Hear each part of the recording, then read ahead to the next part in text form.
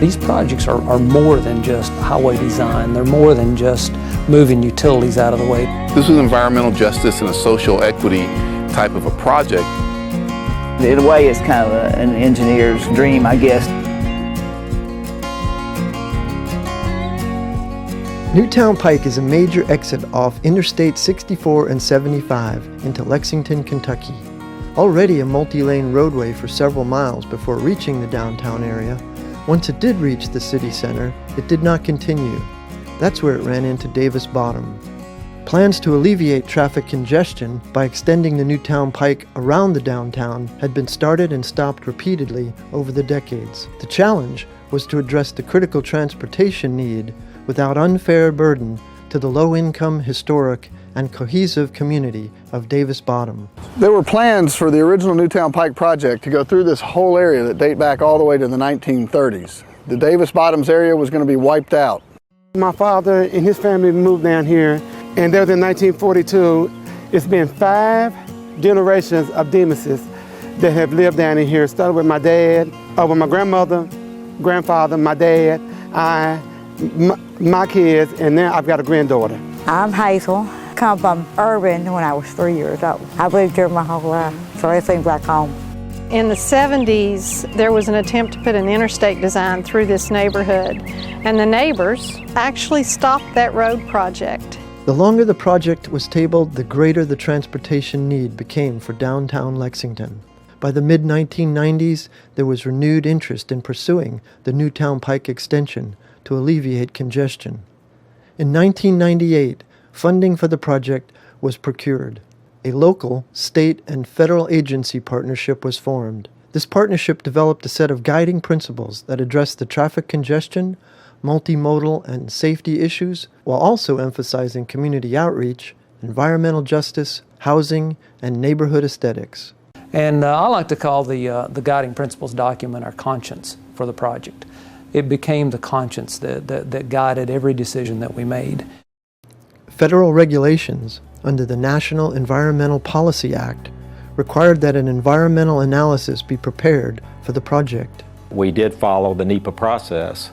We were made aware that this was a special circumstance, but we still had to go out and do the community impact assessment and the socioeconomic evaluations and to determine and document what the situation on the ground was and identify what the potential impacts might be.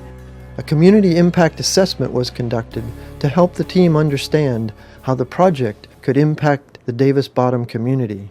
In this case, we were looking not just forward with direct, indirect, and community impacts. We were looking backwards to see what the scoping and the planning of the project had already done to the community, positive or negative. The project had been looming over the neighborhood for so long. A lot of the homes that were rental homes were in decline because the landlords didn't really see a need to improve them or keep them up maybe to the standards that they should have. The community impact assessment concluded that the impacts to Davis Bottom were disproportionately high and adverse. Thus, mitigation would be required to offset these impacts in accordance with Environmental Justice Executive Order 12898. Various design and mitigation strategies were developed to address community impacts identified for the project. These included a boulevard concept for the road, an urban village to replace housing and relocate residents within the community, a noise wall required by HUD, improvements to a neighborhood center, redevelopment of a community park, and support for a neighborhood liaison and social worker during the process. Because of the environmental justice issues, it allowed us to use mitigation funds for a variety of things that we might not normally think of or incorporate into a normal highway project. We're afraid that the land, once the road was built, that the land in the area was going to be brought up by prospectors or developers, and that they would come in and they would tear a lot of the existing housing down and they would replace that with more expensive housing.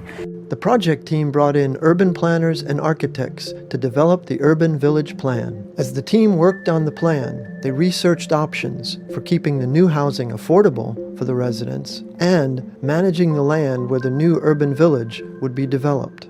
The option that best suited the project's goals was the community land trust concept.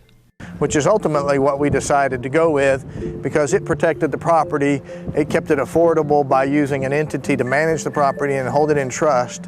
One of the things that makes a land trust really unique is that it provides sustainable, affordable housing. The vision for Newtown Pike is becoming a reality for the city, the neighborhood, and the roadway. The project features demonstrate how transportation planning, project development, design, and mitigation can improve livability while addressing transportation needs. The first portion of the Newtown Pike extension was completed in 2010. It extended the end of the Newtown Pike south into Lexington.